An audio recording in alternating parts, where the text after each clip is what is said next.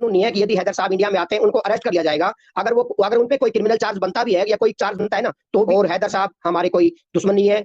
अगर हैदर साहब आते हैं और अगर पहले से कंफर्म है तो बाघा बॉर्डर से आते हुए ही उनको वो सुरक्षा मिलेगी, क्योंकि इंडिया में ऐसे जो सीमा के जो सपोर्टर हैं उनकी वजह से कोई खतरा हो सकता है। हालांकि कोई हमला कर देगा, कोई झगड़ा कर देगा, ये यूट्यूब पे जो बात लीगल केस लगेगा, वो उनकी कोई गिरफ्तारी हो जाएगी। दोस्त मिलकर गुलाम हैदर से एक काम कर सकते हैं कि उसका एक गूगल अकाउंट बनाया जाए जिसकी एक्सेस सिर्फ गुलाम हैदर के पास हो। कहा था कि अकाउंट सिर्फ गुलाम हैदर साहब के नाम से ही होना चाहिए, ताकि कोई दूसरा उंगली ना उठाए और भविष्य में कोई ऐसा डिस्प्यूट पैदा ना हो, कोई कंट्रोवर्सी पैदा ना हो। जो भी पैसा आए वो गुलाम हैदर साहब को ही मिले, वो जैसा मर्जी खर्च करे, जैसा करे, पैसा तो उनकी मदद के लिए है। तो इन फ्यूचर कोई उस चीज की जांच हो सकती है कि वो पैसा किस वजह से दिया गया है। ठीक है, तो ये बात। अस्सलामुअलैकुम मेरे दोस्तों माफ़ी चाहूँगा, मगर आप पहले मेरी ये बात अपने कान खोलकर गौर से सुन लीजिए कि अगर आज आप सीमा भगोड़ी और गुलाम हैदर केस के बारे में पूरी डिटेल और सच्चाई के साथ जानना चाहते हो कि गुलाम हैदर साहब पाकिस्तान को आने के बाद क्या कर रहे हैं, क्या गुलाम हैदर साहब वीज़ा लेकर इंडिया को आएंगे और कब आएंगे, सीमा गुलाम हैदर साहब के चारों बच्चे देगी या नहीं, या फिर भगोड़ी सीमा गुलाम हैदर साहब के साथ नया नाटक करेगी, और कौन गुलाम हैदर साहब का केस खराब करने की कोशिश कर रहा है। तो इसलिए आप अभी इस वीडियो को शुरू में ही छोड़कर मत जाना,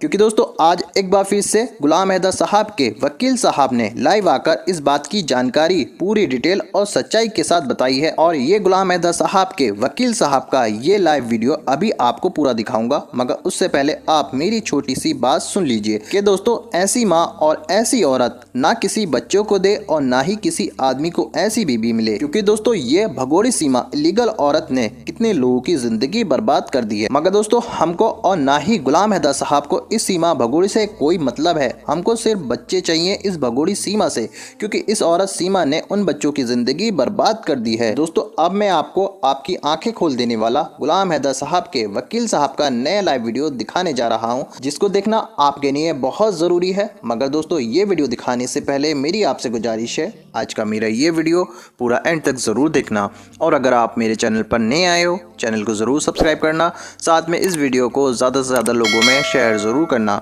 चलिए दोस्तों पहले आप ये वीडियो देखिए, फिर आकर मैं आपसे बात करता हूँ। कई एडवोकेट साहबों से, कई लोगों से मैंने सलाह की जो मेरे दोस्त हैं या किसी भी तरह से हमारे से जुड़े हुए हैं कि इंडिया में ऐसा कोई कानून नहीं है कि यदि हैदर साहब इंडिया में आते हैं उनको अरेस्ट कर लिया जाएगा। अगर उन पे कोई क्रिमिनल चार्ज बनता भी है या कोई चार्ज बनता है ना, तो भी उनको अरेस्ट नहीं किया जा सकता किसी हालत में। ये इसमें एक कानून है, ये पुलिस के विवेक के ऊपर डिपेंड करता है। और हैदर साहब हमारे कोई दुश्मन नहीं है, उनके ऊपर कोई धारा लग ही नहीं सकती। वो किसी भी तरह से उनको हाउस अरेस्ट भी नहीं कर सकते, बल्कि उनको प्रोटेक्शन मिलेगा। अगर हैदर साहब आते हैं और अगर पहले से कंफर्म है तो बाघा बॉर्डर से आते हुए ही उनको वो सुरक्षा मिलेगी, क्योंकि इंडिया में ऐसे जो सीमा के जो सपोर्टर हैं उनकी वजह से कोई खतरा हो सकता है। हालांकि ऐसा होगा नहीं।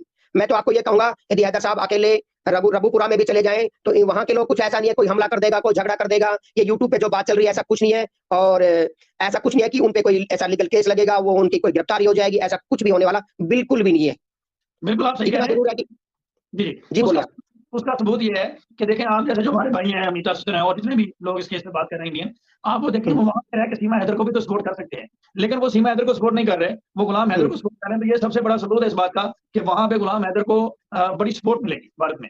मैं उसमें ये कहूंगा कि ये सारे दोस्त मिलकर गुलाम हैदर से एक काम कर सकते हैं कि उसका एक गूगल अकाउंट बनाया जाए जिसकी एक्सेस सिर्फ गुलाम हैदर के पास हो, जी किसी और के पास ना हो, और उसका अकाउंट और उसकी सारी चीजें ट्रांसपेरेंट हो, और वो ऑनलाइन भी उसमें उसका स्टेटस शो हो रहा हो, और उसको अच्छे तरीके से मैनेज किया जाए कि ये कौन कौन क्या क्या सपोर्ट कर रहे हैं और उसको किस तरीके से यूज किया जाए, ताकि उसकी जो ट्रांसपेरेंसी है ना वो बरकरार रहे, और उसका जो फायदा है वो गुलाम हैदर को ही पहुंचे, ना मुझे पहुंचे, ना किसी और को पहुंचे, ना तनवीर, ना किसी और भाई को। मैं किसी का नाम नहीं लूंगा। अगर इस तरह से गुलाम हैदर साहब कोऑर्डिनेट करें तो तनवीर अफरोज है, हमारे जितने भी भाई हैं, हम मिलकर पाकिस्तान में उनकी ये मदद कर सकते हैं कि वो एक अकाउंट बना सकते हैं, और उनका अपना यूट्यूब चैनल भी है। अगर वो पाकिस्तान के लोगों से कोऑर्डिनेट करें तो ये सब लोग अपने अपने प्लेटफॉर्म पे उनके चैनल की कम्युनिटी शेयर करें, उनके चैनल को प्रमोट करें, ज्यादा से ज्यादा लोगों तक उनका जो चैनल है उसकी एक्सेस पहुंचे, और उसके जरिए वो अपना मैसेज खुद लोगों तक पहुंचा सकते हैं, और वहां से खुद भी ले सकते हैं। चैनल पर तख्ती लेकर किसी जगह पे जाने की जरूरत नहीं है। वो ऑनलाइन अकाउंट बन जाए तो उसमें लोग उसको सपोर्ट करेंगे, और वो चाहे कोई भी पैसा हो वो उसकी हाथ तक पहुंच जाएगा। कहा था कि अकाउंट सिर्फ गुलाम हैदर साहब के नाम से ही होना चाहिए, ताकि कोई दूसरा उंगली ना उठाए और भविष्य में कोई ऐसा डिस्प्यूट पैदा ना हो, कोई कंट्रोवर्सी पैदा ना हो। जो भी पैसा आए वो गुलाम हैदर साहब को ही मिले, वो जैसा मर्जी खर्च करे, जैसा करे, पैसा तो उनकी मदद के लिए है। तो मैं आपको बताना चाहता हूँ, हम इंडिया के लोग पाकिस्तान में पैसा भेजते हुए डरते हैं, आप समझ सकते हो, इनडायरेक्ट। ठीक है, कोई भी इंडिया का आदमी पाकिस्तान में डायरेक्ट उसमें अकाउंट में पैसा ट्रांसफर करता है तो इन फ्यूचर कोई उस चीज की जांच हो सकती है कि वो पैसा किस वजह से दिया गया है। ठीक है, तो ये बात है। और अगर अगर उसका अकाउंट सोशल मीडिया पे होगा, पहले पाकिस्तान के लोग उस पे पैसा डालेंगे, बाद में हम लोग तो मैं ये कहता हूँ कि मैं नहीं कहता हूँ कि मैं बहुत मदद करूंगा। अगर मैं 1 रुपए से भी मदद करूंगा तो मैं समझता हूँ कि उनको कई लाखों की मदद हो जाएगी। बहुत बड़ी बात की कुमार साहब आपने, यही बात मैं जो वो अकाउंट बने उसमें पूरी डिटेल लिखी जाए, डिस्क्रिप्शन लिखी जाए कि ये एक मकसद के लिए बनाया गया और इसका ये मकसद है, ताकि जो बंदा पैसे भेजने वाला है और कल कल उसे किसी किस्म की कोई मुश्किल ना पेश आए और उसे पता चले और उसका पैसा भी सही जगह तक पहुंचे। तो ये इस तरह से करके हो सकता है। यही वजह है कि मैं थोड़ा सा पिछले में अवॉइड कर गया था, क्योंकि मुझे लोग कह रहे थे कि आप करें जी। मैं तो ये कर सकता हूँ कि गुलाम हैदर साहब अगर ये कोई अकाउंट बनाते हैं जैसे आपने बात की, तो मेरी जो हैसियत होगी मैं अपनी जाती जेब से सबसे पहले मैं डाल दूंगा, एक प्रेसिडेंट या एग्जाम्पल सेट कर दूंगा, ताकि जो देखने वाले लोग हैं जो भी उसमें हो मुझसे, वो चाहे 10,000 हो, 50,000 हो या 10 रुपए हो, जो भी मेरी हैसियत के मुताबिक मुझसे होगा, मैं ये कर सकता हूँ कि उसमें इस चीजों में मदद कर सकता हूँ। और उसमें जो भी अच्छा, एक चीज ये भी है और दूसरे नंबर पे यह है कि अगर भारत ऐसा करता है तो इससे भारत की बड़ी बदनामी होगी। और मेरा नहीं ख्याल कि भारत कभी ऐसा करेगा, क्योंकि इस तरह के मामला में इंटरनेशनल जो लॉज हैं वो भी प्रोटेक्ट करते हैं गुलाम हैदर को, कि आप वहां पे उसको प्रोटेक्ट करने के हवाले से बाउंड है।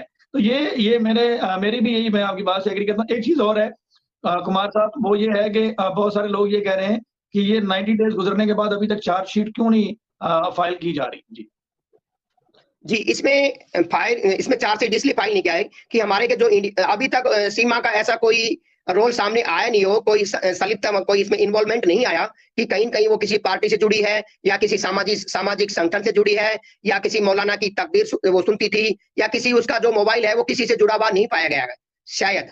तो और दूसरी बात एक है कि जो हमारी जो इंडिया की एजेंसियां हैं, एटीएस है और उससे भी बड़ी एजेंसी है, वो ये सब बातें लीक नहीं करती। मैं ये कहना चाहता हूँ। बिल्कुल सही बात है। उनकी जो इन्वेस्टिगेशन का एक तरीकाकार होता है वो बड़ा प्राइवेट होता है, और वो जो भी अपना मामला होगा वो कोर्ट में ही सबमिट करेंगे। ये बात तो बिल्कुल आपकी दुरुस्त है।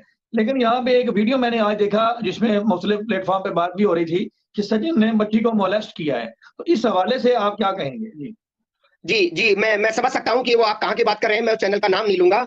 अब मैं उसके बारे में तो शायद मैं कुछ नहीं कहूँगा बिना सबूत के, ना तो मैं ना हाँ कहूँ, क्योंकि वो बच्चे छोटे हैं, कोई गोद में प्यार के मारे जब आते हैं तो गले से लगा लेते हैं, उठा लेते हैं। तो इस बारे में तो मैं कोई टिप्पणी नहीं करना चाहूँगा, क्योंकि ये बहुत ही एक सेंसिटिव मुद्दा है।